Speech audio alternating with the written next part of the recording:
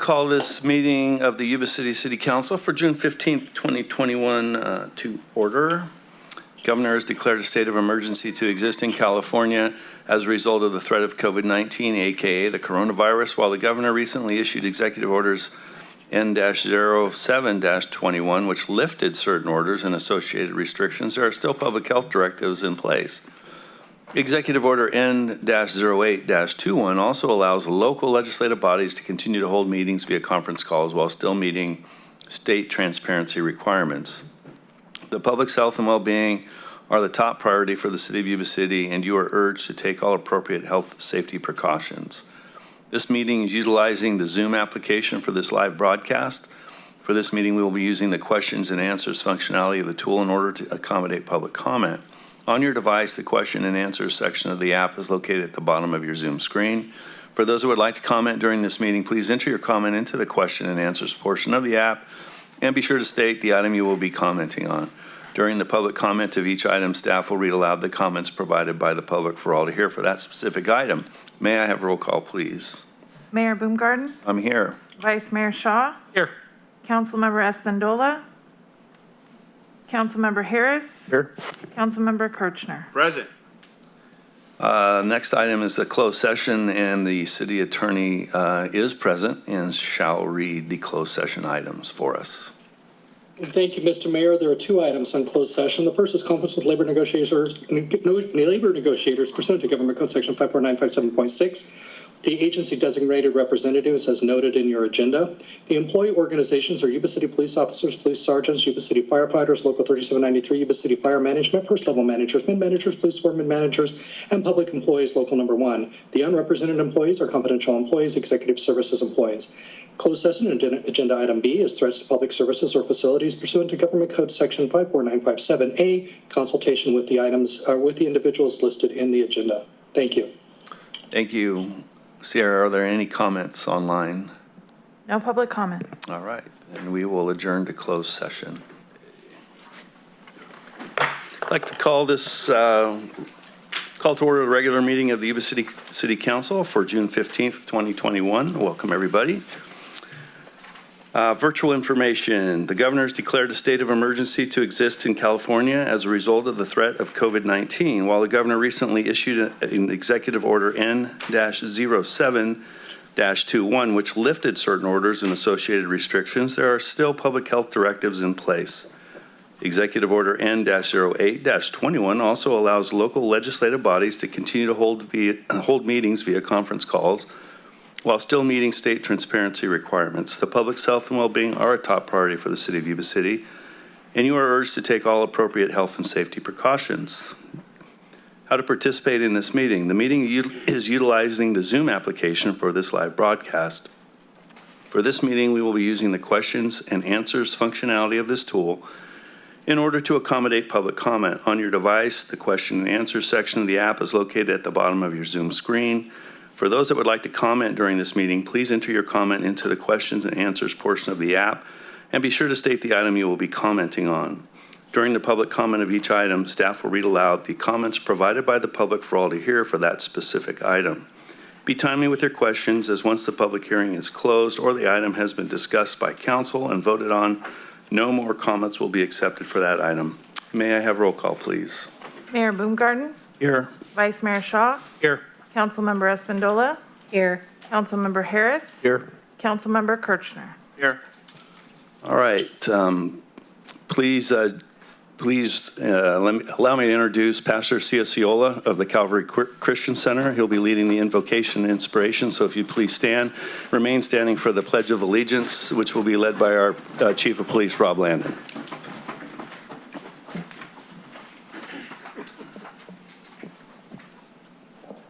Let us pray. Father, thank you for the grace that you've bestowed upon this great nation, the United States of America, upon the state of California, and upon our local community, Yuba City. Thank you for the reminder that we are your servants and also serve the needs of the people of our community. I thank you for all of these who serve as the City Council of Yuba City, California. And as they begin their deliberations tonight, may it please you to grant these our requests. Your word says this: should we offer God thousands of rams and 10,000 rivers of olive oil? No. The Lord has told us what is good, and this is what he requires of us: to do what is right, to love mercy, and to walk humbly with our God. So, Father, I pray for the city council members of Yuba City, California, in the execution of their duties this evening, that they will act fairly, humanely, and with godly wisdom. Grant each the gift of wisdom, not from our cultural trends, but from you, your word, our Creator. I pray for our city council members of Yuba City, California, that they will govern fairly and do what is right in your sight, that they will be merciful, unselfish, and sensitive to the needs of the people, that they will be humble and realize that each will give an account to you, that you will protect our city council members of Yuba City, California, and their families, and grant each the blessing of safety and health. And Father, in all the decisions rendered this evening by the city council members of Yuba City, California, may they always be those which make the burdens lighter for our community, always be in the best interests of our people, for the future development and expansion of businesses and career opportunities, and good-paying jobs for the citizenry. We ask your blessing upon this meeting in the name of your strong Son, Jesus. Amen. Salute. I pledge allegiance to the flag of the United States of America and to the republic for which it stands, one nation, under God, indivisible, with liberty and justice for all.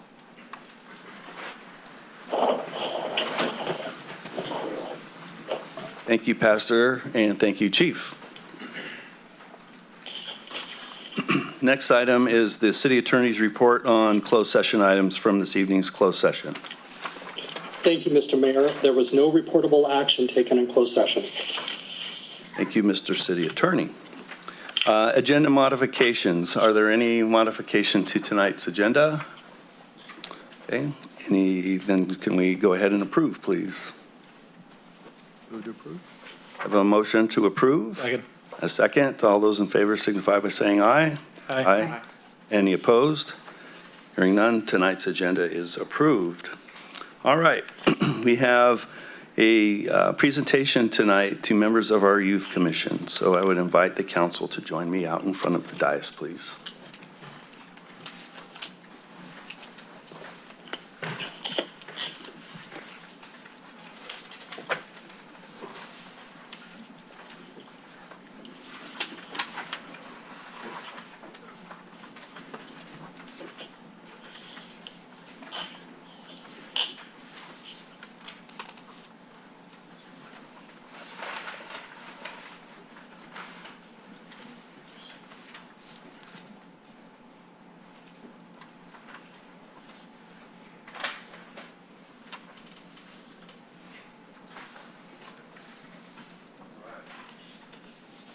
As most of you know, Yuba City has a youth commission, and this is a good group of young Yuba City residents who help guide city decisions, and we're very, very pleased to have some of them with us tonight.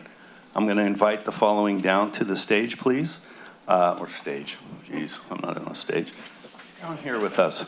Emily Dominguez. We'll hold our applause to the end. Thanks. Alyssa Aguirre, Sukman Kalan, Matt Biggins, Sean Sandu.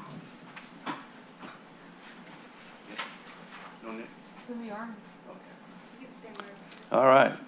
Following, we're not able to attend tonight's meeting, Tatum Mitchell, who has been with us for 2 years, Lily Patrick for 4 years, and Nick Morris, who we just earned as serving our country for 4 years. All right, Emily. Okay, 1 year. Thank you very much. Alyssa, 2 years. Thank you very much. Sukman, 2 years? You must be Matt. All right, 3 years. Sean? 3 years. Okay. Youth Commission acts in an advisory capacity to the Yuba City City Council, the city manager, and our Parks and Recreation Department. This commission is often referred to as the City Council for Youth. The commission recommends general policies involving recreation programs for our youth, foster involvement of youth in municipal government, and evaluates and seeks the solutions to problems, activities, and concerns of youth. The Youth Commission also puts on many events throughout the year that benefit youth in our community.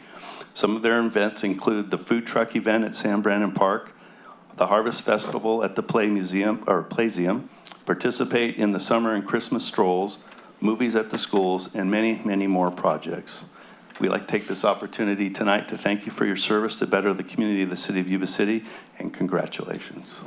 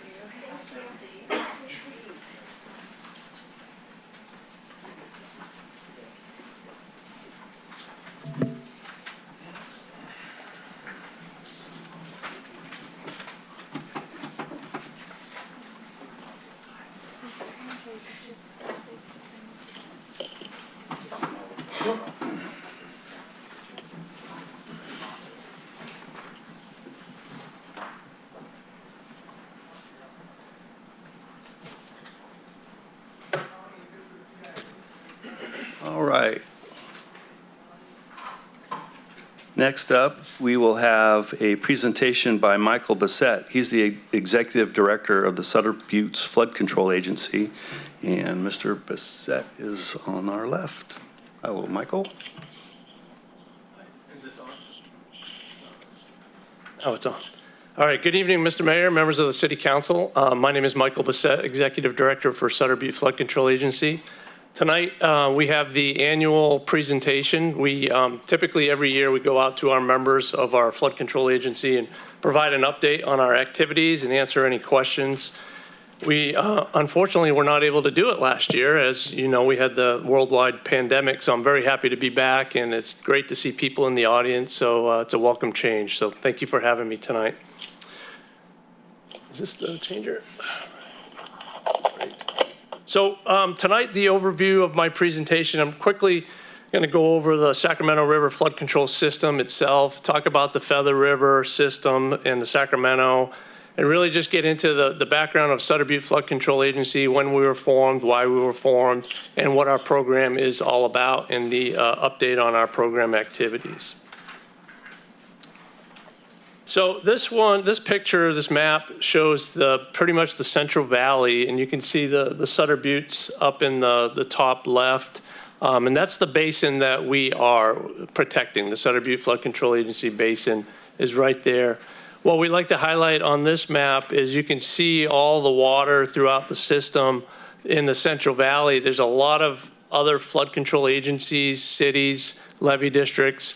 Everyone is out there trying to improve their system. So we're competing with those agencies for limited state dollars, federal dollars, local dollars, so that we can improve our system. This picture right here is a Fresno scraper. Pioneer farmers utilizing this type of equipment to build the levees back in the day. And that was the state of the art back then. And as you can tell, there's new standards out there now. And Sutter Butte Flood Control Agency had to go in and improve pretty much 45 miles of levees along the Feather River. What I'd like to point out on this slide is pretty much the last bullet here and all the little sub-bullets. This is the history. These are the milestone events that drew all of the members to form Sutter Butte Flood Control Agency. So the Paterno decision back in 2003, that was a result of the 1997 floods. And that decision ruled against the state and found the state liable for the flooding, and it caused over $1 billion in damages that the state had to pay out. And that's what really, that was an eye-opening event, that there's a lot of work that needed to be done throughout the Central Valley, and the levees weren't as good as everybody thought back in that time frame.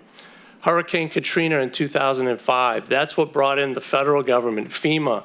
When that happened, they came in throughout the Central Valley and started mapping everybody into the floodplain.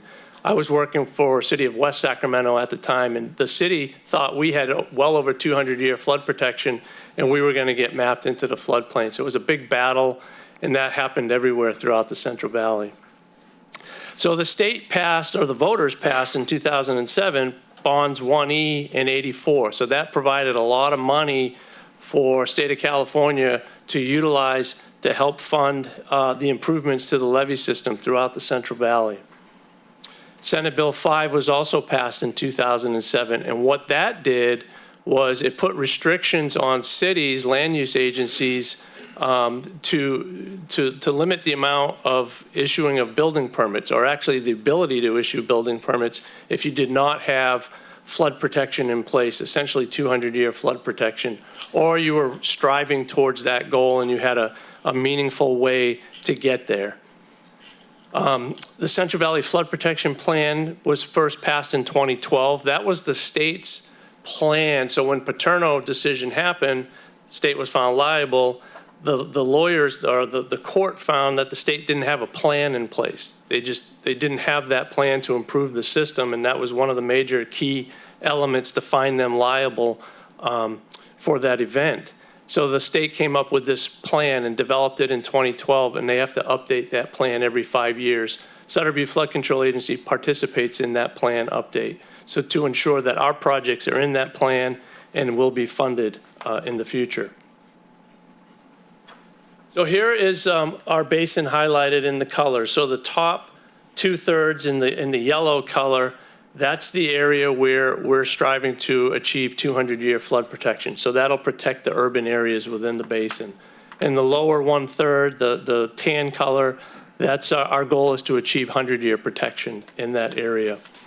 Sutter Butte Flood Control Agency was formed in 2007 by our members, the 4 cities, Yuba City, Live Oak, Biggs and Gridley, Butte County, Sutter County, Levee District 1, and Levee District 9. All of those entities came together to form a joint powers agency to focus on developing and delivering flood protection to the region.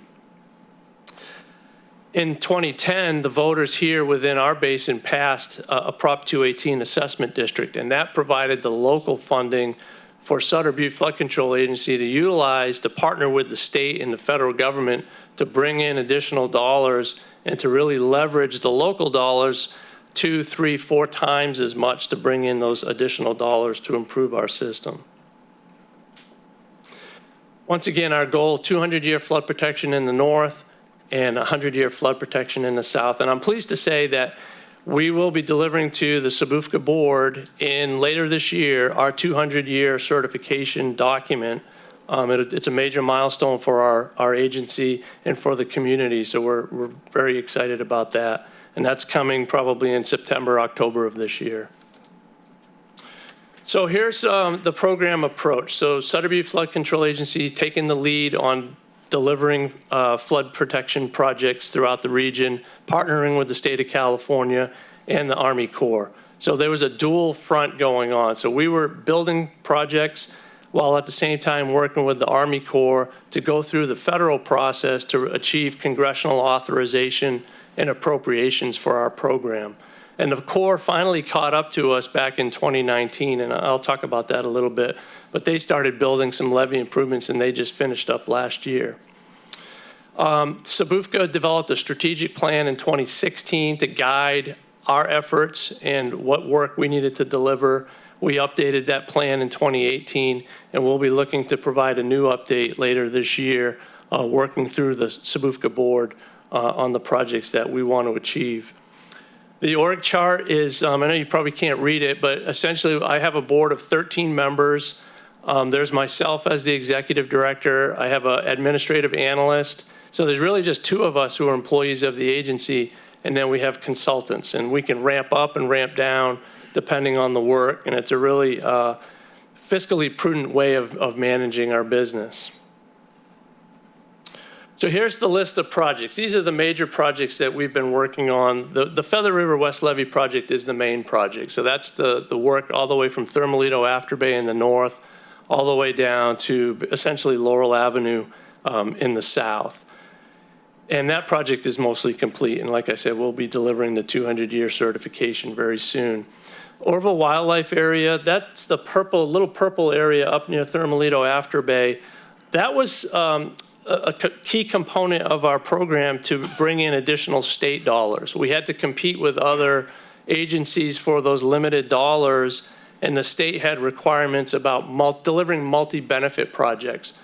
Our levee improvement project was basically just an in-place levee repair project. It didn't have a lot of environmental enhancements or ecosystem benefits, but we were able to incorporate this Orville Wildlife Area project, which hit all of those buttons and allowed us to qualify for additional state dollars.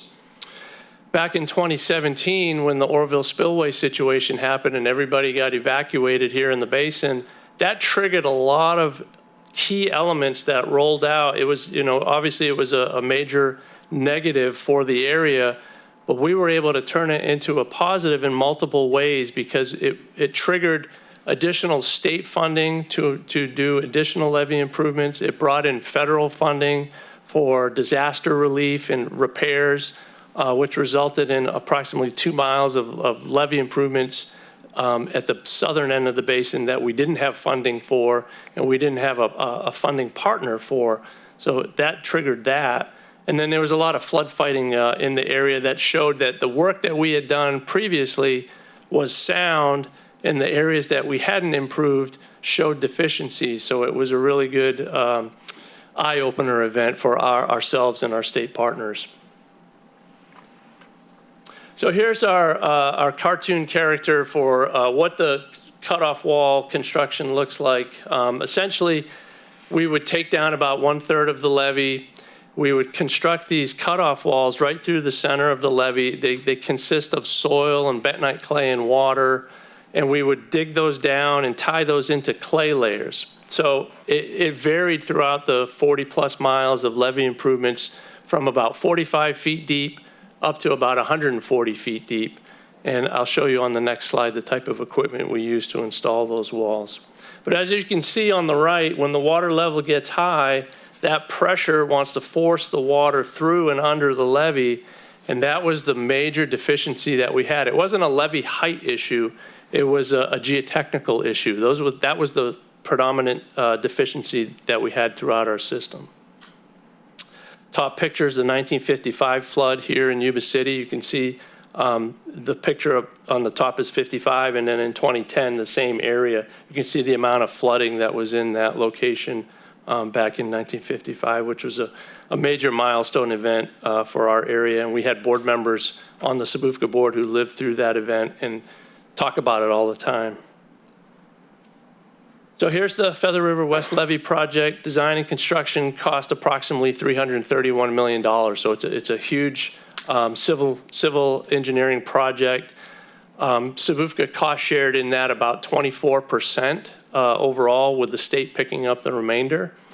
We began designs in 2011. We initiated construction in 2013, and we were building levee improvements each and every year after that up until about 2019. We still had a couple of little areas that we had to complete. And since that time, we've been doing all the paperwork to close out that project, and we'll be delivering that later this year. So here's the equipment. So this is a long stick excavator on the left. So that piece of equipment can dig down approximately 95 feet deep. So if we have to go that deep, we can use this piece of equipment. If we have to go deeper, we have to use this piece of equipment. This is a deep soil mixing machine. We had 3 of these rigs out in 2013 when we first started the project, and they were working 24 hours a day, 6 days a week, taken Sundays off to perform maintenance on the machines. But essentially, it was a 7-day operation because we started late based on when we got our permits, and we had a limited construction season in order to get that done. So it was a quick job in 2013, but then after that, we rolled out full construction seasons. Here's the Orville Wildlife Area. I don't want to talk too much about this. I know I'm limited on time, but essentially we constructed a weir that when the Feather River raises, it spills into this entire area. We did a lot of channel clearing. We constructed a new permanent connection to the Feather River to allow for fish to migrate onto the floodplain when the river gets up to about a 5-year event stage, which was a big benefit for salmonids. And we got a lot of funding through California Department of Fish and Wildlife and the Wildlife Conservation Board. So basically, this project was pretty much 100% grant funded with very little local dollars going into it, only for the flood stage reduction component of this project. This is the federal project. So like I said earlier, when the Army Corps finally caught up to us, they built that small 5-mile segment at the bottom of the slide, whereas we had constructed the remainder of those levee improvements for the past 5 to 6 years prior to when the Corps started their work. But the good news is all of our work is creditable, and we're working on getting credit through the Army Corps for the work that we advanced prior to when they received the congressional authorization. And one of the key items here is the Army Corps does not certify levees anymore. So they got out of that business after Katrina and when FEMA started remapping everybody. So now it's on the locals. So we're going to be certifying those 5 miles.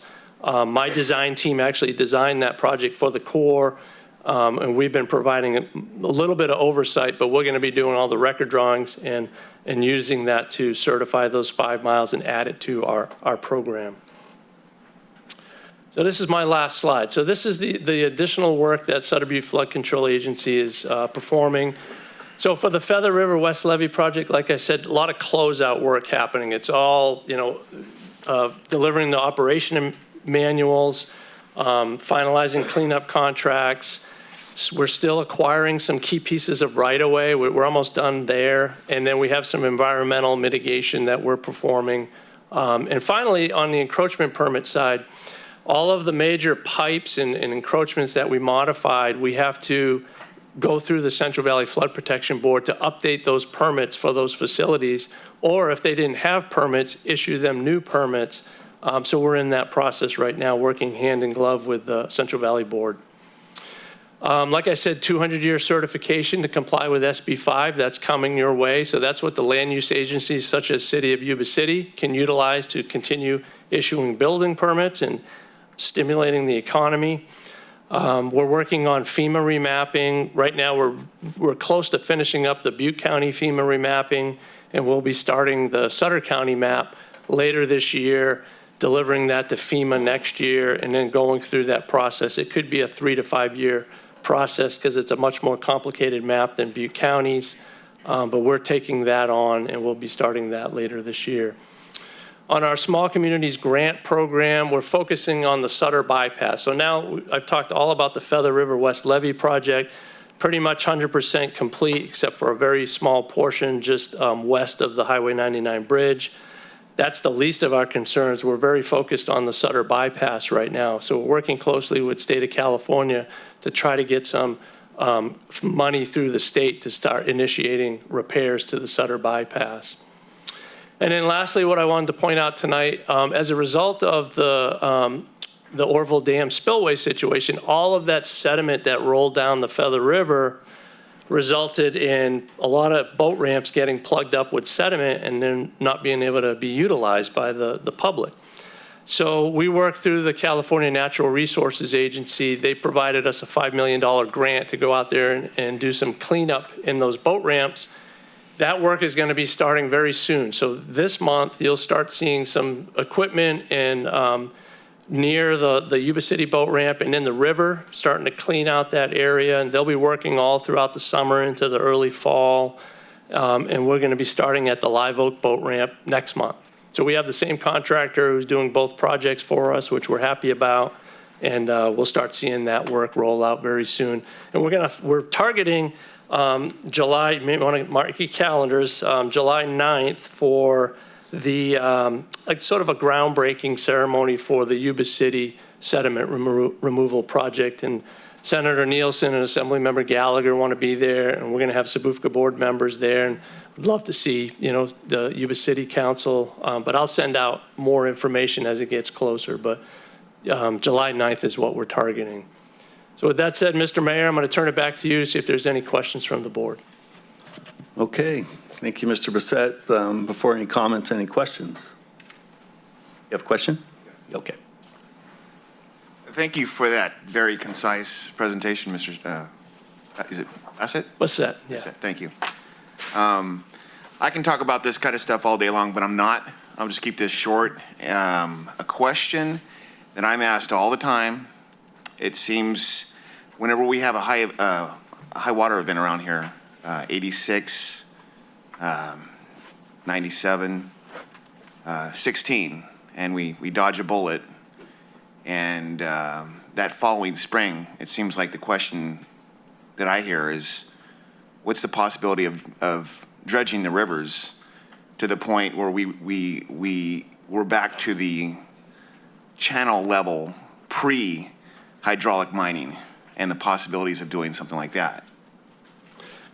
And I knew you were going to go there, or I thought you were going to go there with that question. Well, we're hoping that this project, that the sediment removal project, is going to start triggering that type of activity. Sediment removal, or the sediment within the river, is not the problem with our levee system, and it provides very little flood protection capability. If you look at the cross-section of the river versus where the levees are, it's a very minute area, cross-sectional area of hydraulic capacity where that sediment is. It's more of a recreational issue, navigational issue. But if we can start cleaning out more and more, and hopefully we see the resource agencies see that as a positive, mostly from an environmental standpoint, we may start getting more dollars. In fact, we've applied for additional money through CDFW to enhance our Yuba City sediment removal project. So it's a possibility. It is, yeah, absolutely. Thank you. Any other questions from the council? All right, Mr. Bissett, thank you so much. The Sabufka and the city of Yuba City have a very long-standing relationship, and I think that at many times people don't recognize the scope and the magnitude of what you guys have accomplished over the years and the stuff that's going to continue to go on through your efforts. Also want to acknowledge, your willingness to sit with the vice mayor and myself on some fee issues as well, and a very thorough presentation, and you've made our community safer. Well, thank you. And the city's been a real leader in this area, so thank you for that as well. Through the mayor, I just want to thank you, Michael, for doing the presentation. I really like the fact that we're going to have the ceremony and open it up. I know this thing is really weird, huh? But thank you for being here. I really appreciate it. And I also want to acknowledge that we have another Sabufka member here, Mike Morris, with us, so that to acknowledge that your work is appreciated, and you keep us on our toes as board members, for sure. Well, thank you. It's a real team effort, so I appreciate it. Thank you very much. All right. Next item is item number 3, COVID-19. This is discussion and action on measures to mitigate the impacts of COVID-19, the coronavirus pandemic. This will be presented by our city manager, Mr. David Vaughn. Mr. Mayor, members of council, tonight your update on COVID-19 will include an update from myself as well as an update from the city attorney, Mr. Shannon Chaffin. Our update is the staff is reviewing the new executive orders issued by the state, and we'll be reporting back the outcomes of those. In addition, staff is bringing forward an outdoor dining ordinance to Planning Commission, and we expect that ordinance will make its way to City Council sometime in early July. Second meeting in July, right, Ben? First and second meeting. Look, Ben's on it. First and second meeting in July. Mr. Chaffin? Thank you very much, Mr. Vaughn. I'm just giving a brief report on the vaccine passport issue. There were some concerns raised at the last meeting. We are looking into the validity of what options are available to the city. We're also assessing the impact of the recently issued executive orders and what impact that they may have on our ability to regulate. It doesn't currently appear that anyone is requiring vaccine passports to conduct business. This gives us some time to make sure we're doing this correctly and fully recognizing everyone's rights under the Constitution and law, and we'll get back to you. Thank you. That concludes our report. Okay. Any questions from the council for Mr. Vaughn or Mr. Chaffin? All right, we'll move on. Public communication, this is item number 4, appearance of interested citizens. Due to COVID-19, residents are encouraged to attend the city council meetings via web conference, or submit comments by email. Consistent with public health guidelines for social distancing, limited seating is available in the council chambers. If an attendee does not have facial covering, one can be provided. Comments may be made either at the council chamber podium or via the web. Do we have any comments from the public? Mr. Mayor, just a point of call, you did not allow any public comment following COVID-19? I did not. Thank you. Is there anyone in the audience that would like to speak on the presentation by Mr. Vaughn or Mr. Chaffin? Seeing none, anybody online? No public comment. Perfect, thank you. Do we have any comments from the public on the public communication item? Were you going to talk on item 16? Yeah, but I didn't know about this presentation. Okay, yeah, please.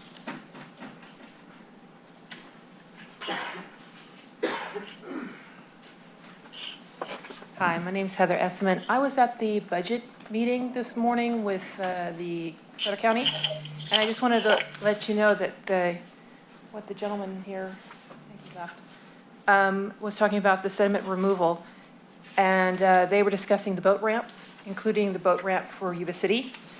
Evidently, there's no sediment removal being done at Tisdale Boat Ramp, but it's being done at the other 3, and that the county was a bit concerned that they would have to take over those costs. But because of that, there was some debate on what to do with the Yuba City boat ramp, because evidently the contract has been up since November 2020, I believe, is what it said on the presentation this morning.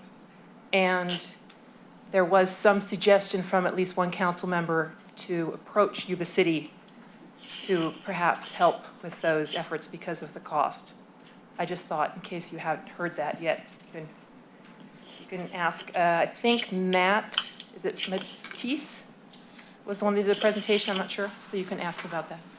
Okay, thank you. Anybody else in the public, in the audience? Sierra, anybody online? No public comment. Okay. Through the mayor, can I, did you mean the Board of Supervisors responded to that, not the council? Just for a point of reference? Board of Supervisors from the budget hearing this morning. Okay, I just wanted to be clear. Two of the Board of Supervisors also sit on the Sutter Butte flood control, just as a point of reference. And so there's information there as well. Thank you.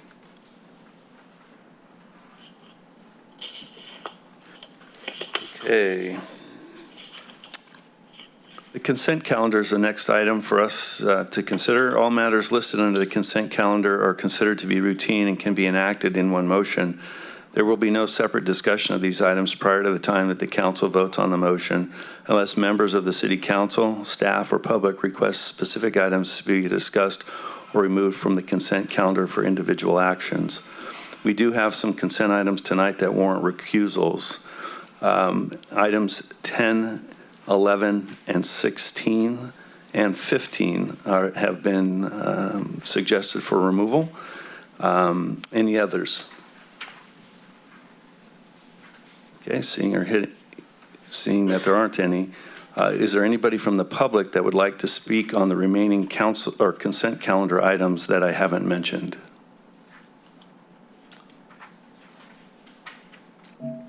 You wanted to speak on 16?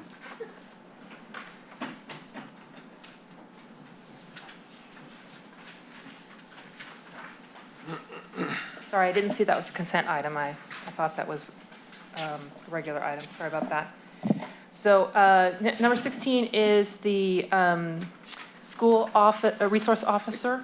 Through the mayor, I'll need to recuse myself in the conversation right now at this point if it's item 16. You can if you'd like. You were not Yeah, taking Mr. action. Mayor, actually, item number 15 has been pulled, so if the person speaking could avoid speaking about item 15, 10, 11, or 16, and speak as to the other items, that would be helpful. I think we're on, she wants to speak on 16. Hold your thought for a second, okay? Because I think I can do this procedurally and get through this better. Follow me here for a second, Mr. City Attorney. Okay, so we're pulling items 10, 11, 15, and 16, so you can hang right there for a second. Anybody else from the public want anything pulled? Anybody online want anything pulled? No public comment. Okay, so I would entertain a motion for items 5, 6, 7, 8, 9, 12, 13, 14, 17, 18, 19. So moved. Second. Okay, I have a motion and a second for those items I previously mentioned. All those in favor signify by saying aye. Aye. Any opposed? Nay. There'll be none. All right. Item number 10, I must recuse myself, and I will be handing this one over to the Vice Mayor. Thank you, Mr. Mayor. We will now take agenda item 10, Yuba City Landscape Maintenance District 1, Stabler Lane Garden Highway Area report filing. This is routine in nature. There's no presentation. Do we have any public comment on agenda item 10? Any public comment? Any comment from or questions from the council? Move to approve. Second. I have a motion and a second. Vice Mayor, please check with the city clerk, see if everybody was online. Thank you. No public comment. It was osmosis I need. I understand. She gave me that look, so I had to be like, Vice Mayor? No.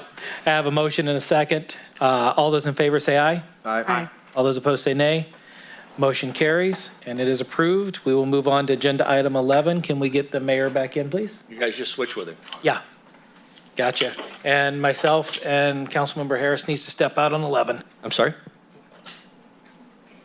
And through the mayor, to be clear, the basis for recusals are that the people recusing themselves are actually in those districts. That's correct. All right. Item number 11, Yuba City Lighting and Landscape Maintenance Districts, numbers 2, 3, 4, 5, the Town Center and 69 subdivisions throughout Yuba City, and Yuba City Lighting and Landscape Maintenance District number 6, Commercial District report filing. No report. Vice Mayor Shaw and Councilmember Harris are recused. Motion and a second. Do we go to the public first, Mayor? Can't do that. Yep. Sierra? Nope. Thank you. Actually, we do have somebody that wants to speak on 14, but I think we're past that at this point. We are. Okay. There's no public comment. Okay. In the audience? All right. Then let's revisit number 11 for a So motion. moved. Motion. Have a motion and a second on item number 11. All those signify by saying aye. Aye. Any opposed? Hearing none, number 11 passes. Okay. We're back. Get Mr. Shaw for us. Yep, he's right there.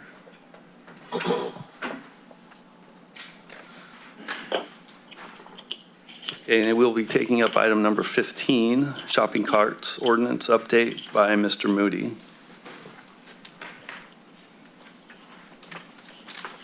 All right, so good evening, Mayor, members of the council. So the item before you tonight is in regards to the adoption, the consideration of the adoption of the shopping cart ordinance, the amendment to the shopping cart ordinance. And so this item's been before you before.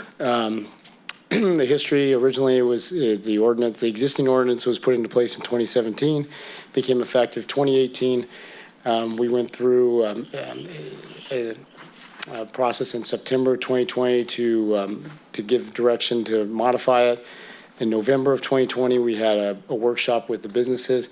And then recently in May, we introduced the proposed ordinance with updates basically to help align with the community and business needs to try to find that balance. And so what's before you tonight is really the final phase of updating this amended ordinance to find that balance.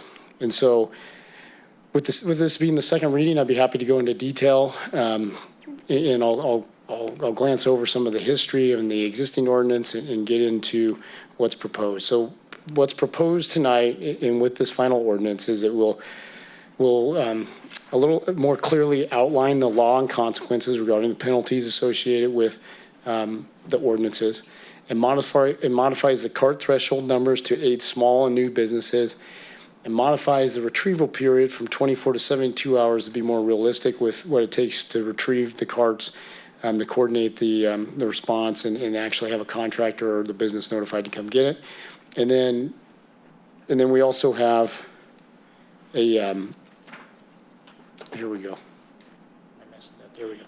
And then we require the businesses, and this is one of the big ones, is that the larger businesses that have 150 more carts, that they will be required within a 1-year period to implement some sort of cart containment system. And that takes the shape of different means. Typically, we see it with a wheel lock system or some sort of, everything from high bars and cables or some, but it's open, but typically that's in some sort of wheel locking system. And then it also helps new businesses that they are treated all the same. So the new businesses will have the ability to implement at these thresholds, not just be required for the cart containment system. And so here's the new table that outlines what that is with the plan that would be required and a point of contact and the thresholds. There are 9 businesses that have more than 150 of those 9 businesses. We have 5 that have not put the containment system in place, but there's been contact with them specifically, and most of the feedback has been if it's a requirement, it's a part of our business. And so we've coordinated with those businesses to let them know that the city's in the process of updating that and have given them chances to provide feedback. So with this, I just wanted to, last time there was some discussion on the penalties and the city's efforts to align with the municipal code and the state code. And so in the ordinance, there's 2 parts. One part is regarding persons that violate the ordinance, and it goes under an infraction where there's 2 infractions, then the 3rd time is a misdemeanor, and then it follows the city's current municipal code, Title I, regarding the costs for that. I think it's 100, 200, and then goes up. And then you have the business violating the code, which would be then considered an administrative citation with a max of $50 per day. And so with that, I'd be happy to answer any questions or go into any more specific detail regarding the ordinance. Any questions for Mr. Moody? Okay, I'm going to provide a few comments as the person that pulled it. Number one, I'm not against trying to contain the shopping cart portion in the city. In fact, I support efforts that do that. However, I feel, and have said this before and just want to make sure I say it again, that I feel this is an extra burden on business. We're actually potentially penalizing the business for having their properties stolen. That just doesn't feel right to me. It's a cost to the business. They have to either hire someone to go get the carts or spend a significant amount of money to put cart control on here. It doesn't penalize the actual offender. And frankly, I think it's in contrast to one of our stated priorities of being open for business or business friendly. Again, I get the fact that we've got a shopping cart issue, but I'm also concerned that it's going to already task and overburden police department and code enforcement. Those are my comments. Certainly entertain a motion. Mr. Mayor, Yes, may I suggest opening the matter up to the public before making a motion? you certainly may, as usual. Sierra, anybody online? No public comment. Thank you. Anybody in the audience? All right. I have a motion by Councilman Harris for approval. I have a second by the Vice Mayor. All those in favor signify by saying aye. Aye. Opposed? No. Thank you, Mr. Moody. Thank you. Next item is item 16. Record will reflect that Councilwoman Espandola has recused herself.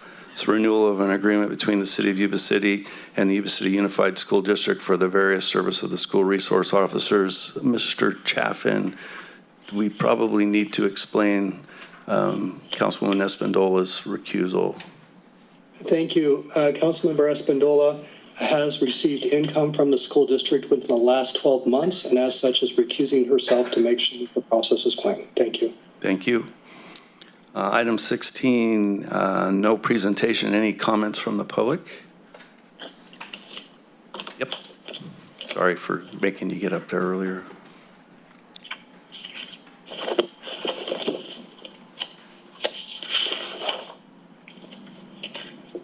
Sorry.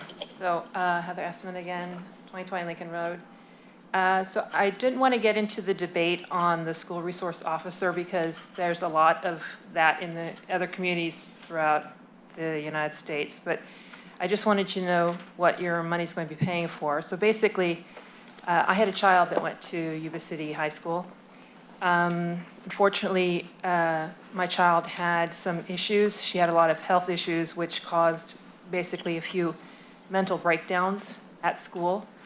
Unfortunately, the first one, they had the resource officer take her to the hospital in a patrol car. You can imagine how degrading that is and how embarrassing that is to have to come back to school a couple days later. They told me that that was their policy. They wouldn't let me come pick her up. They said that their policy is that the resource officer has to take her to the hospital. There's no other way to process that. And I just wanted you to know basically what your money's paying for. You don't seem to have any say as to where the money's going to, except that you say that it's for a resource officer, but it doesn't sound like you're making any stipulations on that. So I just wanted you to know that. Thank you. Chief, maybe you could help or explain what the money's going for that we are allocating for the school resource officer. We will not be able to talk about a policy that the school has in regards to transportation. I'm sorry that your daughter had that experience. I sympathize with you as well. Mayor, just to talk briefly about it, the school resource officers, we have 2 of them that are appointed by the police department and the school district in conjunction. So what this is paying for is 50% of the salary and 15% of the administrative costs. They basically are officers that are assigned to River Valley High School, Yuba City, but they provide services to all the different agencies or different schools within the north and south. They're split up. We respond to all types of calls that happen at the schools, areas around the schools. They provide extra security for the schools in case of an active shooter or something like that. They also provide training for gangs through the GREAT program. And basically they save the department a lot of time by responding to calls at the school by being there and able to handle the calls and not have an officer pulled in the street out of his vehicle for an extended period of time, which basically renders them not able to answer calls within the area. Okay. Thank you, Chief.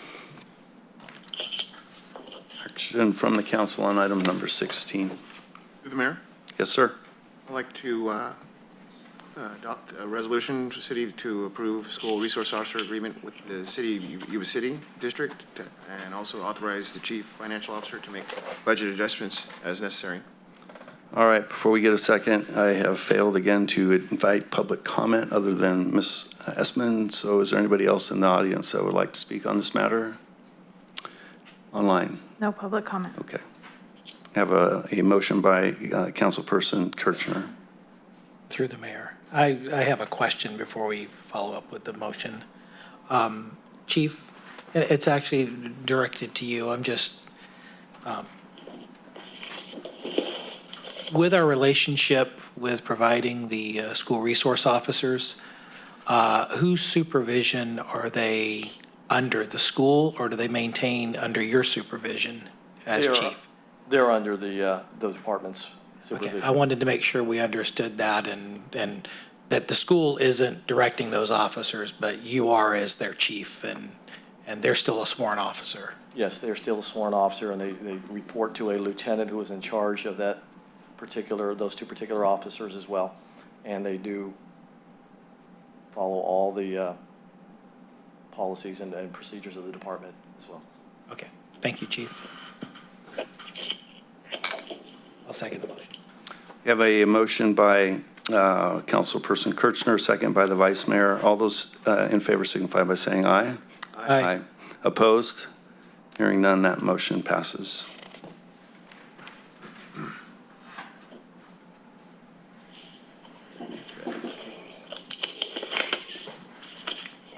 Moving to business items now. Item number 20 is the First Level Manager's Memorandum of Understanding. This will be presented by Dave Vaughn, our city manager. Thank you, Mayor, members of council. As council is aware, we've been in labor negotiations with several groups here within the city. The first one I'll be presenting to you tonight is the First Level Manager's MOU, and I want to recognize those who had participated in the negotiating process. LCW, Michael Jarvis is our chief negotiator. Our city representative is Mr. Brad McIntyre, and we had excellent support from Dinah Langley, Spencer Morrison, and Natalie Springer. Here are some of the items that were addressed in the MOU that were addressing increases. This is a group of folks that work in both water and wastewater, as well as other areas within the city. And so, as you are aware, you've seen the details of this particular memorandum. And so what I'll ask the city attorney is, do I ask for the adoption of A through F? Yes. Staff recommendation is to adopt items A through F in approval of the First Level Manager's MOU. Any questions for Mr. Vaughn? Okay. Any public comment? Got it right this time. Any online? No public comment. Okay. Back to the council for action. Through the mayor, move to approve agenda item 20, items A through F. Second. All right, I have a motion by the Vice Mayor, second by Councilperson Kirchner on item number 20. All those in favor of item 20 signify by saying aye. Aye. Aye. Any opposed? Hearing none, item 20 passes unanimously. Moving on to item 21, Mid-Manager's Memorandum of Understanding. Again, Mr. Vaughn. Thank you, Mr. Mayor. Again, I want to take the opportunity to recognize LCW, Mr. Michael Jarvis. Your city representative was your city manager, myself, and I had excellent support from Diana Langley, Spencer Morrison, Natalie Springer, and Mr. Brad McIntyre, who were part of the negotiating team. So the mid-managers have a very similar situation. These are very straightforward.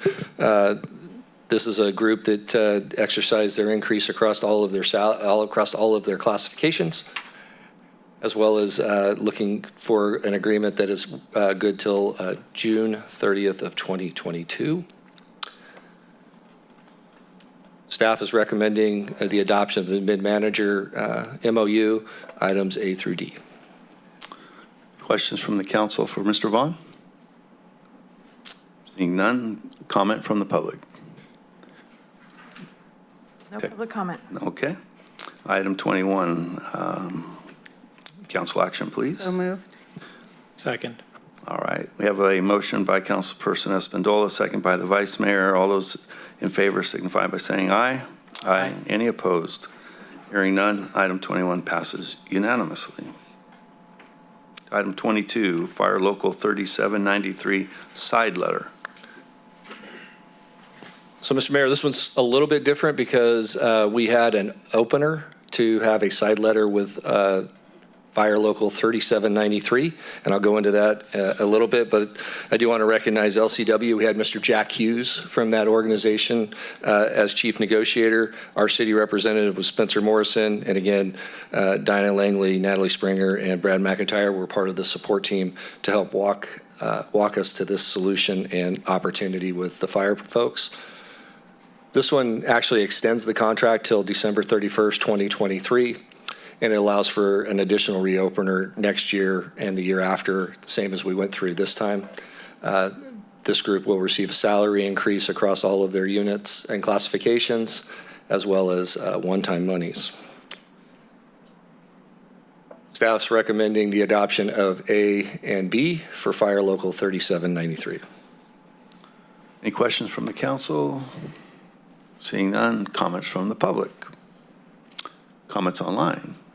No public comment. All right, back to the council for action. To approve. Through the mayor. Second. Beat you. Have a motion by Councilperson Harris, a second by Councilwoman Espandola. All those in favor signify by saying aye. Aye. Any opposed? Hearing none, that motion, that item is passed unanimously. Item 23, executive service contract terms. Mr. Vaughn. Thank you, Mr. Mayor. Last one for me. Before you tonight in the council is a request to authorize the city manager to execute amendments with the city service employees consistent with the compensation adjustments. And you'll hear in a little bit about salary schedule adjustments as well for police chief, public works director, community services director, development service director, and human services director. A 3% salary increase, as well as some one-time monies. Two items that are missing are both the fire chief, who has an increase coming in January, as well as the finance director. So they're not part of these specific agreements other than number C. Okay. Recommendations from staff is for you to adopt A through E. All right, questions from the council? All right. Comments from the public? Comments online? No public comment. All right. Council action, please. So moved. All right, I have a motion by Councilperson Espandola, second by Councilperson Kirchner. All those in favor signify by saying aye. Aye. Any opposed? Hearing none, that motion and that item passes unanimously. Item 24.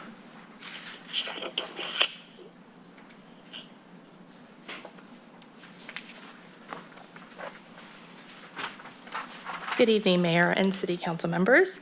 Tonight, I am bringing forth a salary schedule that incorporates the executive team amendments, mid-manager MOU, the first level mid-manager MOU, and the local 3793 side letter, and as well as the unrepresented confidentials. The unrepresented confidentials compensation and benefits follow the mid-manager MOU, so these salary schedule changes incorporate the confidentials as well as the first levels mid-managers and the executive team. Additionally, the publicly available salary schedule is required by CalPERS and provides transparency for the city. So at this time, I will take any questions, and I recommend, let me see my recommendations here, to adopt a resolution to adjust the city's salary schedule to incorporate the E-team amendments, unrepresented confidentials, mid-managers, first-level managers, and local 3793 MOU changes, and authorize the finance director to transfer the funds from contingency account 421565601 in the amount of $16,200. Read it all. There you go. Questions for Ms. Springer? Seeing none. Questions from the audience or comments? Online? No public comment. Okay. Action by the council. Through the mayor, so moved. I have a motion by Vice Mayor Shaw, second by Councilperson Kirchner. All those in favor signify by saying aye. Aye. Any opposed? Hearing none, item 24 passes unanimously.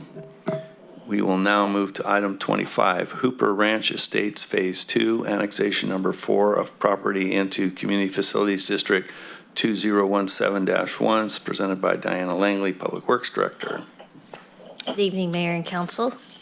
Hopefully this is the last time I will have to bring forward an annexation to CFD 2017-1, as this is a very complex process. But I am happy to bring forward the Hooper Ranch subdivision.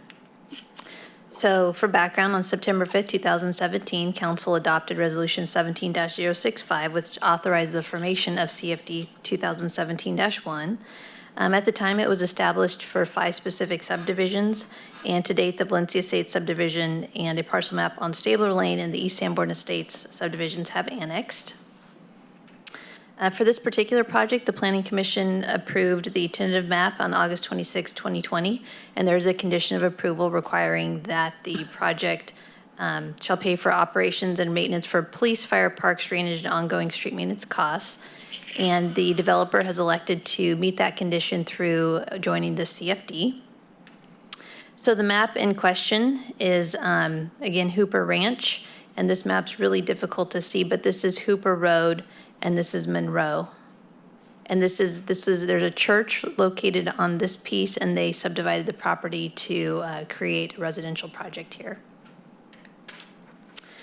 So with this, you have the ability to annex this into the CFD. The normal process is that you would approve a resolution of intent, hold a public hearing within 30 to 60 days, and then finally hold an election. But no, we are not following that process tonight. We are doing the abridged version in which we're going to do it all tonight. So again, the developer is agreeable to waiving the standard time periods, and so we're going to move forward with a series of steps that'll have public hearings and adoptions of resolutions. So here we go. So first, I'm asking that you adopt a resolution stating intent to annex certain territory into CFD 2017-1, setting a time and date for the public hearing, which is tonight, and adopt a boundary map showing territory proposed to be annexed to CFD 2017-1. Shannon, do I need to solicit public comment after each one of Diana's? Yes. Thank you. All right. Any comments from the council first or questions of Diana? Any comments from the public? Any comments online? No public comment. All right. Back to the council for action on her item A. So moved. Second. Have a motion by Councilperson Espandola, second by Councilperson Kirchner on item A. All those in favor signify by saying aye. Aye. Any opposed?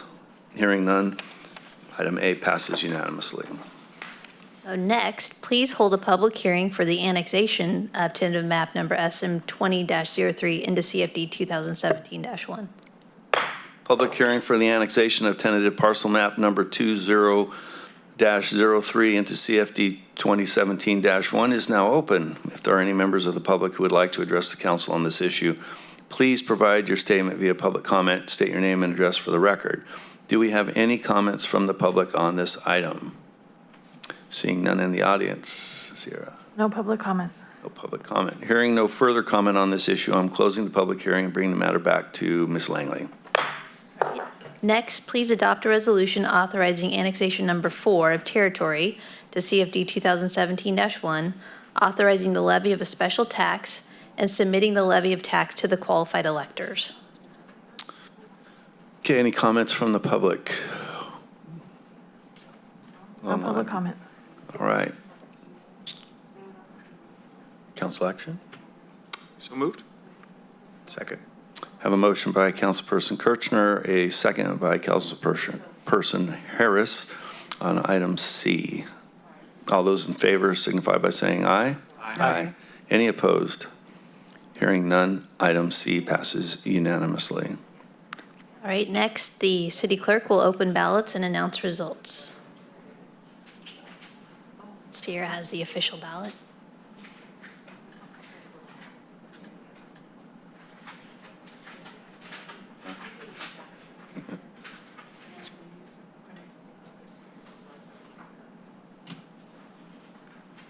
So suspenseful.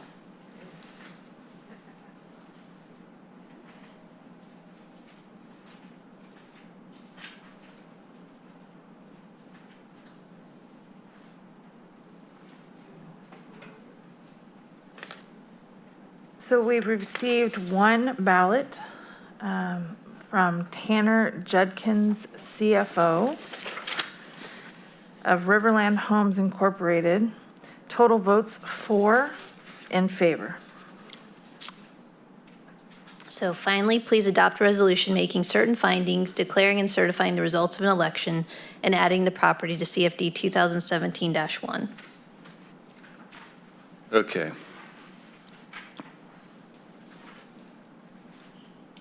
My script has something a little different. I have hold an election public hearing. Through the mayor, I think the next step is just to open up public comment on the adoption of the resolution, and then you can vote on the resolution and it will be resolved. Okay. Comment on the resolution. Online? No public comment. Okay.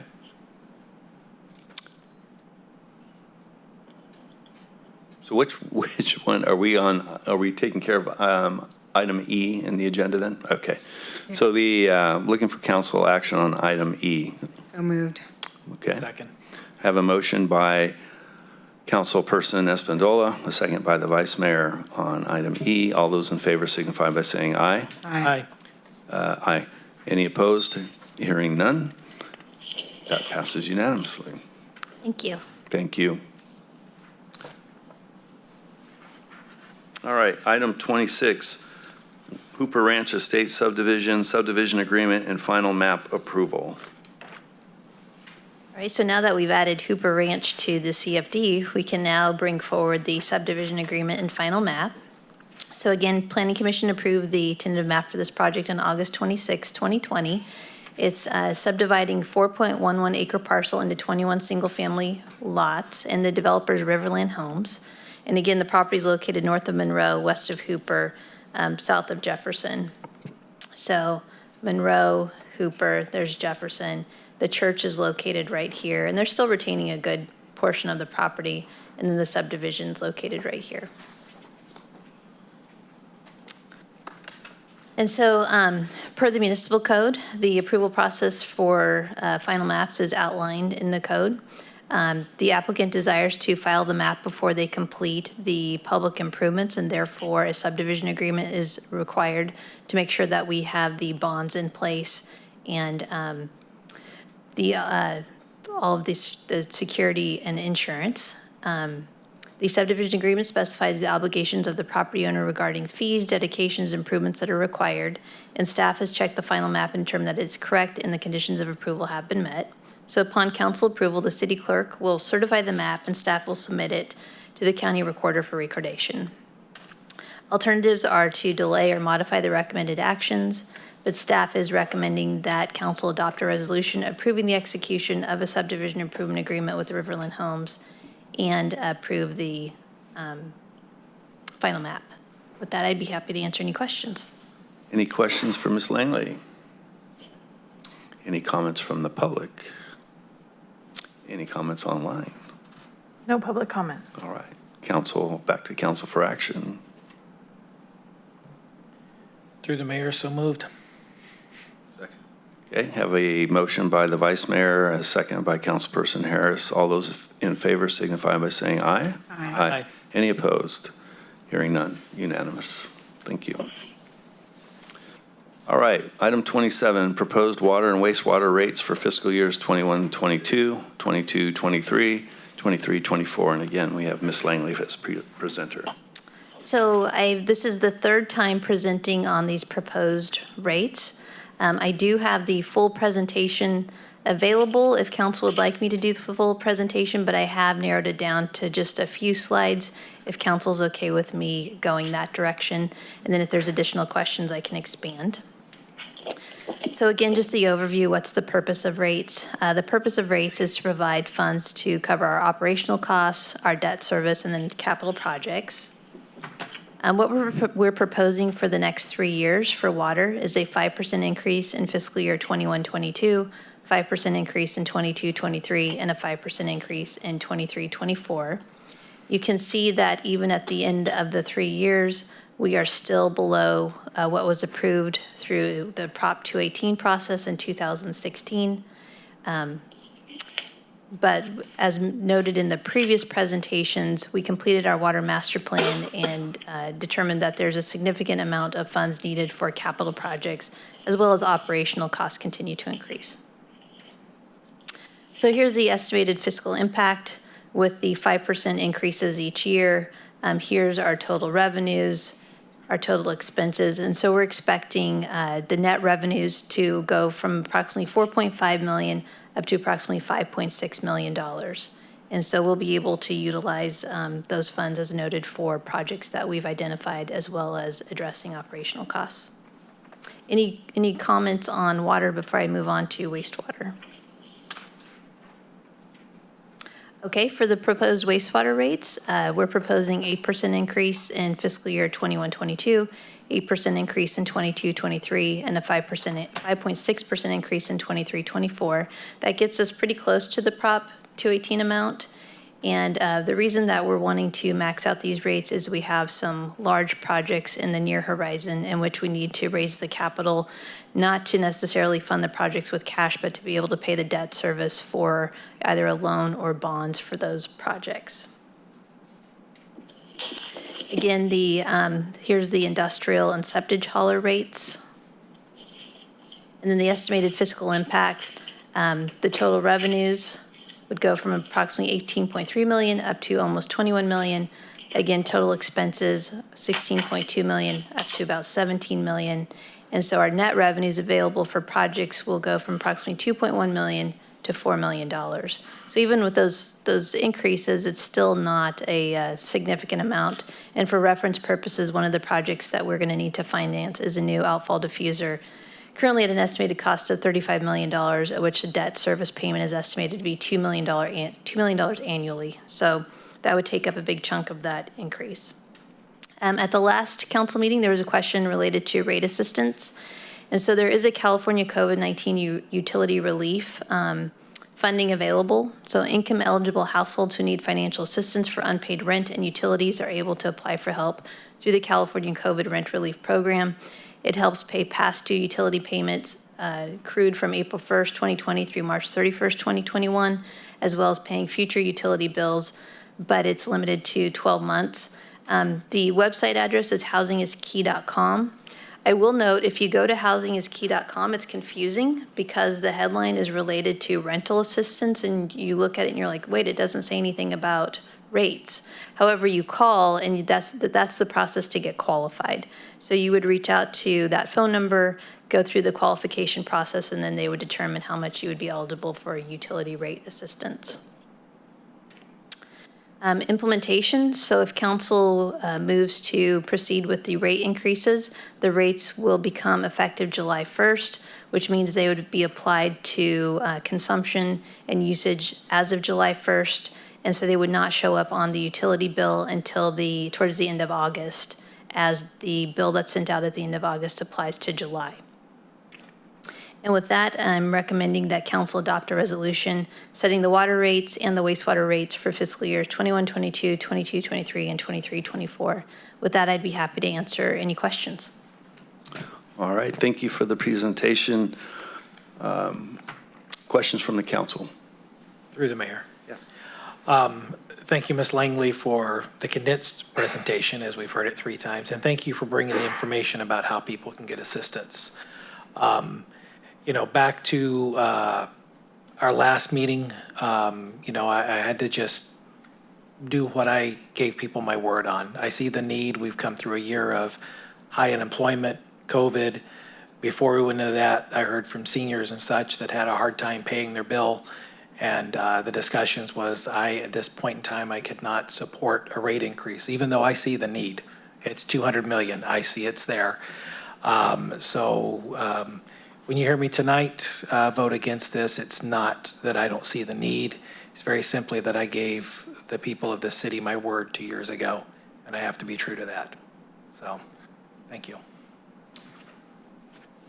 Questions?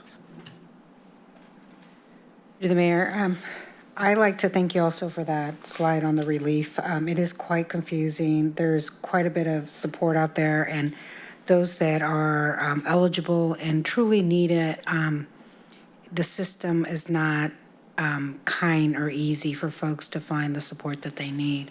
So I'm glad that you added that slide. Is there a way to add that information into the water bill? It actually was in this last water bill. I just pay it. I don't always I'm gonna have to check it out, but can we just keep it going until people catch on that it's there? Some of us just, pay it, but thank you for doing that. I appreciate it. You're just thinking ahead all the time, Diana, thanks. You can thank the finance for that. Okay, finance, thinking thank ahead. you for that. I appreciate it. Anybody else? I do have a comment.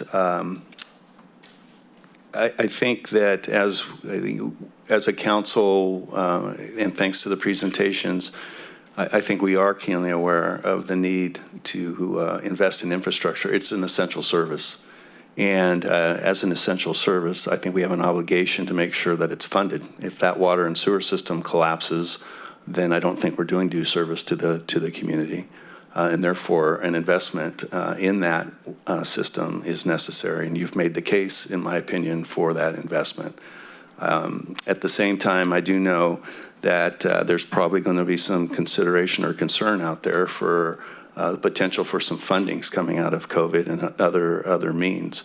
What we're considering approving tonight, at least in my opinion, is the beginning of making sure that we have funds available to maintain our infrastructure as it relates to water and sewer. If there are funds that become available through the federal programs or the state programs, then obviously we can take that into consideration, correct? And we could either postpone a rate increase or even take a different look at what those are. So we have options going forward, but right now those options aren't known to us, and therefore I think it's very prudent for this council to approve a rate increase, even though it is hard to do so. And I know that there are folks out there who will find this as a hardship.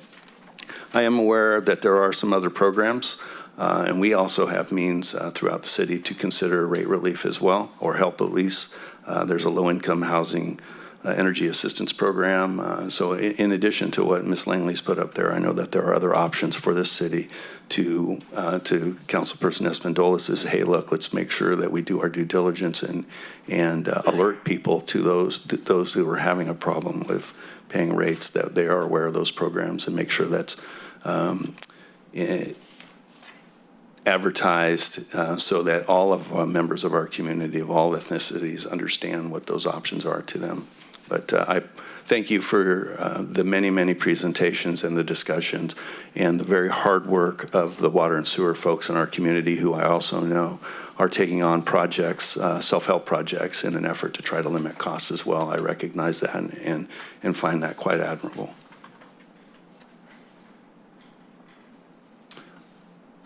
Other questions or comments? Comments from the public? Yes, please.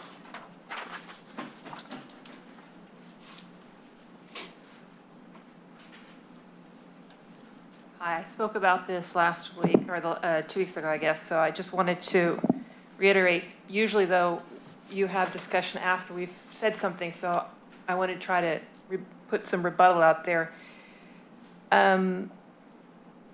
There's something about debt covenants, and I don't know if Ms. Langley's explained that in more detail, or maybe your finance people. Don't underestimate that. It's very important that you stay above that level. If you drop below that level, the problem could be that if you have a major incident where you're going to need a lot of cash immediately, and you don't want to go to your general fund for that, you want to be able to access those cheap loans or grants that the state or the federal level have. And you won't be able to do that if you don't meet that covenant. That's my understanding of it. And so it's really key to make sure that whatever you implement right now, that you make sure that you stay above that. And it looked in the original documentation, if you did not implement these rate increases, we will not be meeting that covenant. That was my understanding. Or you get very close to getting down to a certain level. But anyways, I have 3 minutes. I'll get to the rest of it. So I'm just wondering also if the rate assistance isn't being given to the customers, like if they call over the phone and say, I'm having a hard time paying for my water rates or my sewer. Is there something that I can, it's too much? Is there something I can do? If they can perhaps, the people that get the calls or have the people come in because they are not able to make their payments, if they're getting this information, that they can go to do the COVID or whatever else. And just if the city council in the past had made the hard decision to at least raise the rates in one of the areas, we wouldn't be forced now to do 8% because they did nothing for 3 years. had they done that previously, then it might have been something similar to maybe 2.5%, 3% each year. Inflation is 3%. So anything above inflation seems to be sort of the heartache. Don't assume that we all can't pay. There's plenty of us who can pay the rate increase. It's not a problem. We are willing to contribute. So there are some that will have problems. Okay, help those individuals that say they have problems paying that. But the rest of us, we want to do our fair share, and we want to make sure that we have a community that has something for the future and that we're not basically setting up our children to, for failure, basically. So just want to say that. Thank you. Anybody else? Anybody online? No public comment. Okay. Bring it back to the council for any further comment or action. I move that, I move that we adopt the resolution setting the water rates. Oh, lost that. Water rates for fiscal 2021, 22, 23, 23, 24. And councilmember, would that also include a approval of a resolution setting the wastewater rates for fiscal years 21, 22, 23, and 22, As I 24? turn the page, thank you, you're right about that. And I also move on the resolution for setting the waste. Thank you, our city attorney, for fiscal rates 21, 22, 23, 24. Wow, you said Second. it well, thank you. All right, I have a motion by Councilperson Espandola and a second by Councilperson Kirchner. All those in favor signify by saying aye. Aye. Opposed? Nay. All right, 4-1. The proposed water rates for fiscal years 21, 22, 22, 23, 23, 24 are now passed. Thank you, Diana. Future agenda items. This is the opportunity to discuss with the city manager about items that came up in the meeting this evening that you would like to have brought back to the council at a later date. Are there any other, any items from the council for agenda items? Are there any comments relating to the agenda items that have come in during the meeting? Sierra? No public comment. Okay. Time for reports and communications. The following reports and communication items are provided for the council's information. No action can be taken on items under this section unless the council agrees to include it on a subsequent agenda. First up is Councilmember Harris. Fairly light last 2 weeks. We had the Regional Housing Authority meeting at where the major thing we did, we approved a service contract for the operation and maintenance of the Yuba City Migrant Center out there near Richland Housing Center. And also wanted to mention tomorrow, June 16th, there's a ribbon cutting ceremony for the New Haven Housing Project, which is also there at Garden Highway at Percy. SACOG, Land Use and Natural Resource Subcommittee. A lot of routine procedural things going on with there. We did have more discussion on the Regional Trails Project and the bike path we've heard talk about here in this room and many other places recently. And as recently as today, we had a meeting with several members of the city staff and SACOG regarding the steps moving forward to development and obtain funding and planning. There's a long process ahead of us. But the point was to get everybody in the same room to discuss the project and everybody on the same page, kind of waiting and being strategic about it, getting timing down and next steps in order to hopefully someday, one day, have that. I'll probably be on a 3-wheel bicycle by then, but we'll get the trail built somehow. It's a pretty exciting project, though. I went to the Marysville Taco Festival. If anybody went, it was nice and warm, but it was fun. A lot of good food, a lot of good people out there, and an enjoyable evening. And we, of course, Sabufka, Sutter Butte Flood Control Agency, we had our meeting, and Mr. Bissett did a really good job summarizing everything that's been going on at that agency lately. So it's good.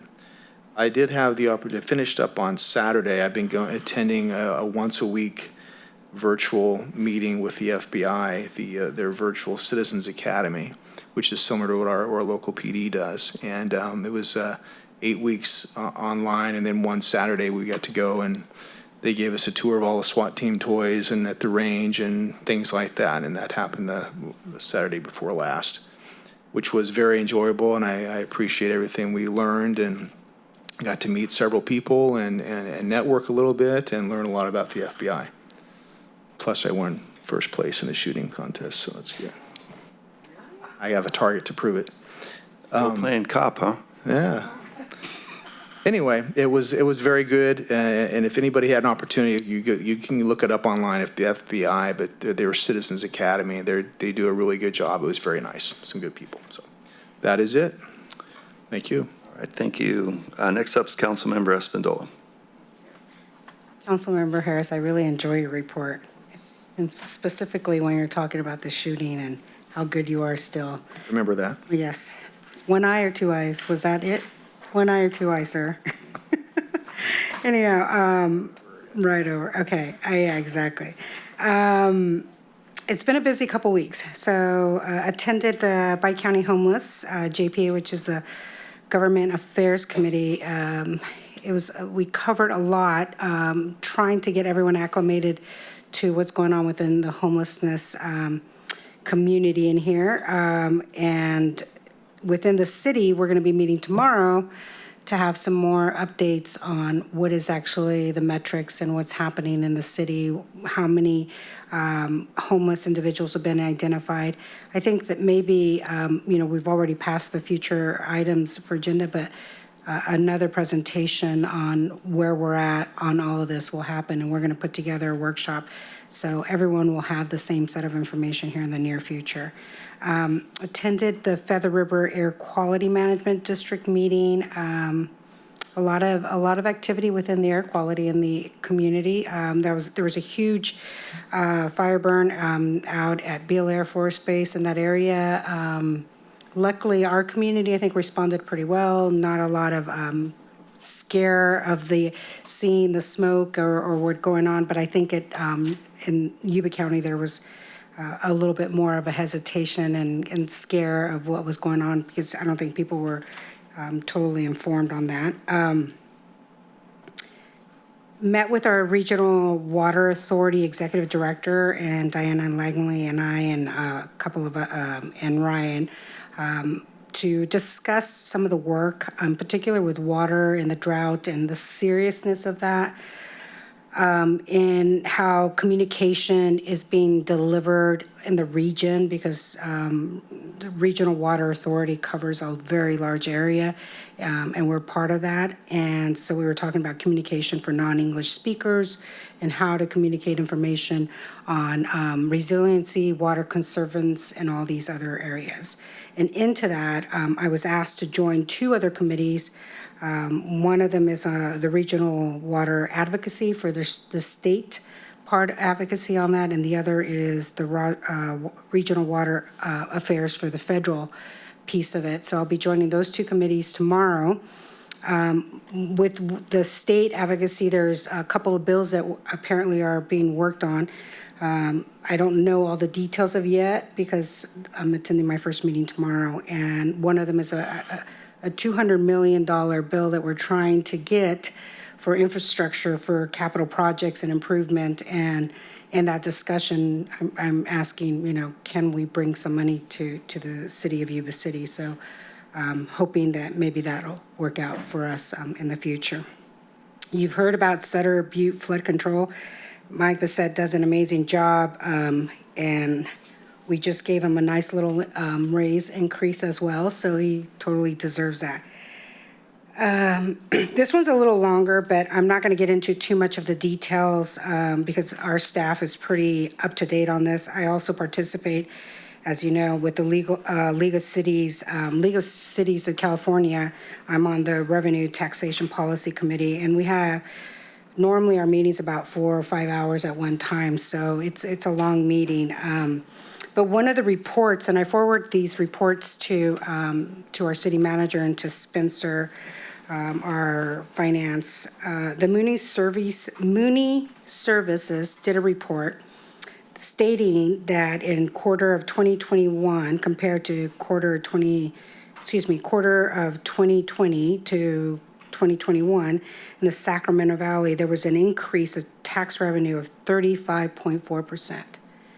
And in this was a huge infusion of federal dollars. Specifically, they identified the CARES funding, Consolidated Appropriation Act, which was the monies that came out towards the end of last year, and the American Rescue Plan. They were, in the presentation, they were discussing that compared to the Great Recession and where we're at now, the taxation infusion of this money is helping northern Sacramento area much greater than Southern California compared to what that recession looked like for 2008 to where we're at now. Also, they reported an increase in personal savings has increased, which is a good thing. This supports consumer confidence and should provide a source of cash for taxable sales. The other thing that they reported was a real GDP, which is following a 3.5% decline in 2020, with a forecast is for a 6.3 growth in 2021 and a 4.6 growth in 2022 and a 2.7 growth in 2023. And these rates of the growth are considerably higher than what the average rates were, which was 2.3% during the recovery of the Great Recession. So this is based on the Anderson forecast. So these numbers are encouraging. This also, I think, addresses some of the community in need and what we were just talking about, water rates, that the unemployment in California is at 8.3 in March of 2021, and in December of 2019, it was 3.9%. In December 2021, unemployment reaches the more typical rate of 6% to 7% in California. Additionally, unemployment benefits from the federal government should be expiring soon. So maybe that'll have an impact with folks that are not working, or, individuals that are businesses that are looking for people to work in their businesses. It was quite an extensive, we also looked at legislation. We looked at the American Rescue Plan and the rollout of that, and how cities are responding to that, the needs of cities, guidance, and so all of that has been forwarded to our city manager. And if any of you have interest of that, I'm sure he'd be happy to forward that on to all of you. I will end with something really fun. If you haven't started pickleball, that's the game. If you have not started this, you may join. There's going to be a tournament. Our city's hosting a tournament starting Thursday, Friday, and Saturday. It's going to be a hot few days, but I believe folks are going to probably start early, and there's about 130 or so plus individuals playing. And I have recently joined this gaming and playing. It's really a lot of fun. So if anyone hasn't started, I started this through our Parks and Rec, joined and did a couple of lessons, and been hooked since then. So I hope that people enjoy themselves during pickleball and be safe. Thank you. Thank you. Nice report. Councilman Kirchner, you're up. Through the mayor. Thank you. So my time started on the 4th with the continuation of the business retention task force, and I'll let the vice mayor elaborate more on that, but we were tasked with putting together a group of questions for questionnaire that we'll send out to businesses in our community to ask them what we can do better. On the 9th was the Gilsizer Drainage District meeting. Essentially, it was a very short meeting. The one thing on the agenda was approval for development services staff to work with county road staff and Sutter County General Services Department for either transferring district equipment to road or auctioning off surplus district equipment. So what they're doing is they're doing the same thing Mosquito did, and that is auctioning off surplus equipment. And then on to all things Mosquito. They've already done their surplus of cell equipment. Out of that, $29,000 was able to go back into their operating budget. There was a Personnel Committee report, a recommendation of the board. It looks like their employees are going to get a 3.5% pay increase, and there's going to be an adjustment to sick leave in addition to that. As of July 1st, their starting wage will move from $15 an hour to $16 an hour. There's been limited West Nile activity, I believe it was in Sac County, but very, very limited. And then July 1st, we can expect our first town spraying with mosquito spray. On the 14th, it was my privilege to attend a Flag Day event at Sutter Cemetery with the mayor and the vice mayor, put on by American Legion 705. First ever flag retirement ceremony. There was a young man who was a Eagle Scout, and his project was to leave receptacles around town for folks that had flags that needed to be retired. And the Legion was only expecting a few hundred flags. They got over 1,000. So there was a great turnout that day by this council and our community, for that matter. And I'm looking forward to attending that in the future. And I will close on good positive. I'm hoping everybody braves the heat on Saturday to come on out to Summer Stroll, right? That's this weekend, right? So it's nice to see that we're kind of coming out of this thing called COVID and get together and move on with our lives. So thank you very much. Thank you, sir. Mr. Vice Mayor. Thank you, Mr. Mayor. Try to keep it brief. We had a few meetings between the last meeting, council meeting. We did some subcommittee work with Sabufka, and looking forward to those resolutions coming forward, which will definitely help development. As when we started looking at impact fees, the premise is to bring back to the council, control what we control, and get out of the business of stuff we don't control. So I've been working with Michael Bissett very well, and I'm looking forward to that coming forward next month to where we can continue to support them, but yet promote growth in our community here. The Business Retention Task Force set a little bit more of an ambitious goal than I think our CM originally started, because he was wanting us to be out and have things moving by next month. We're trying to get things out this month to the businesses. Really trying to find out that key information.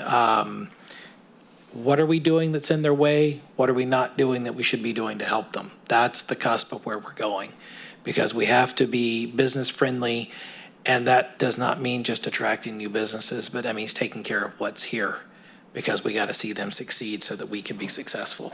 Yuba City Transit, that has been moving forward with the property purchase on Avondale. That meeting is coming up on Thursday. GSEC, we just had our annual report last Thursday from GSEC. GSEC's membership continues to grow. In case you don't know, is Greater Sacramento Economic Council.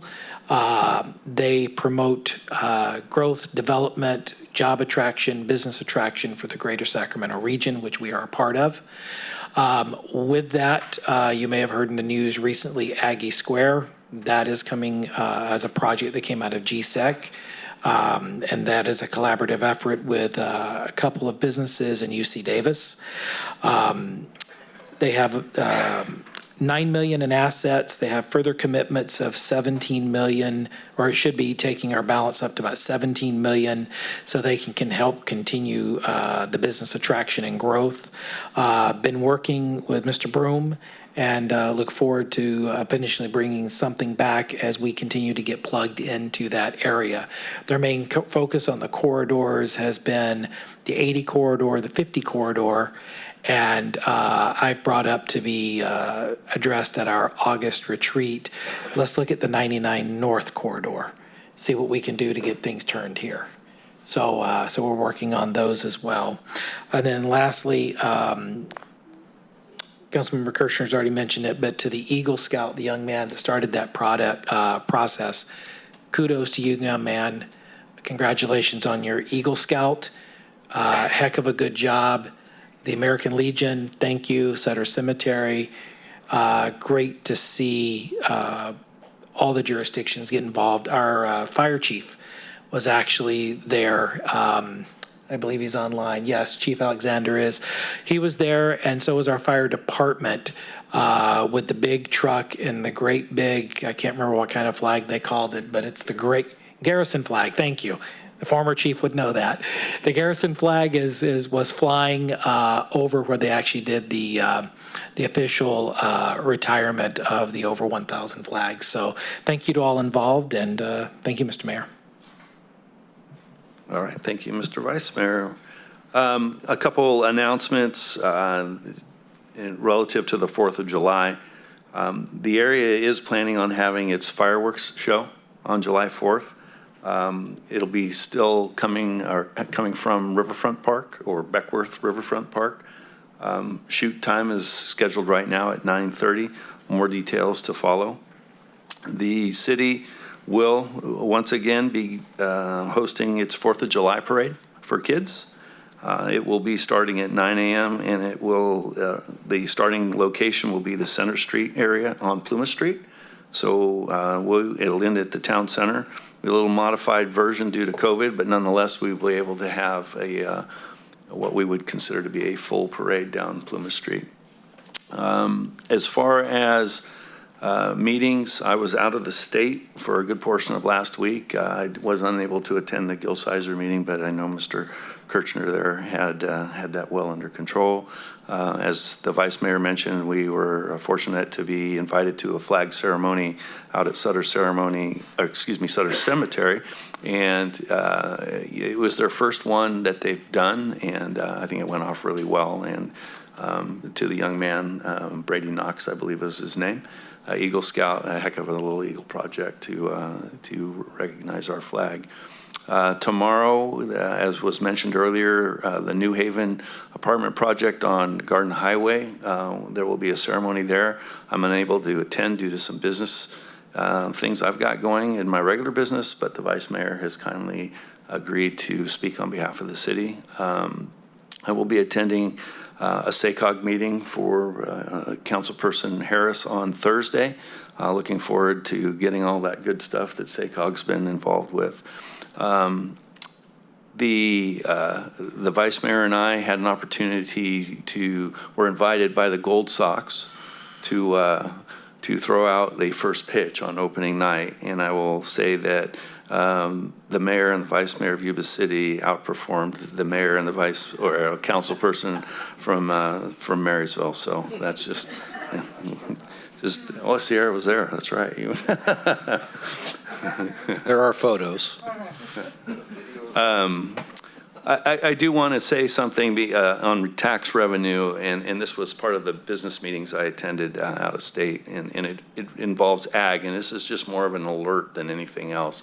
You know, this area is an ag area, and right now, and our car dealers are in the same way. So when we start speaking about tax revenue, and this is signaling to the city manager and to the finance director, is if you take a look at the lots of those folks that sell equipment, whether it be an automobile or a tractor or anything like that, you'll find that there's not a lot of stuff on the lots, and a lot of that is due to supply chain issues and inventory issues. If you pay attention to how the city obtains a fair amount of its sales tax revenue, it has to do with the sale of equipment. So I just think we need to be real careful. Sometimes ag communities are good in regards to they weather the storm of tax issues. And other times when things like this happen and you compound it with a drought, and some of the impacts to all the collateral businesses that support ag, we just need to be mindful, I think, going forward of what projections might be in a more metro area than what might be happening here in our community. I would like to close the meeting tonight in memory of Thomas J. Fowler Jr. He was a city employee in our city from, it looks like, May 1975 to June of 2021. And with that, we will close the meeting this evening. Thanks.